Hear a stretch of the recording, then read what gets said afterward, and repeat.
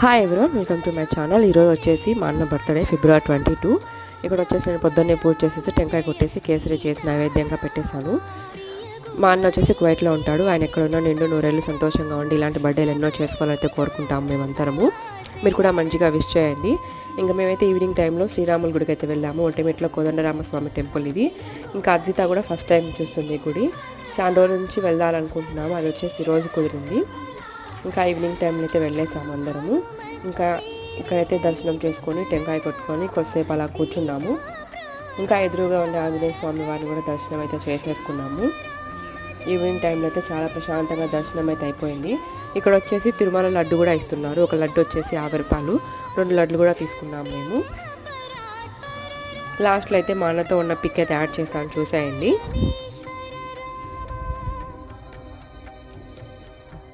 ఇది మా పెద్దన్న పెళ్లిలో తీసుకునే పిక్.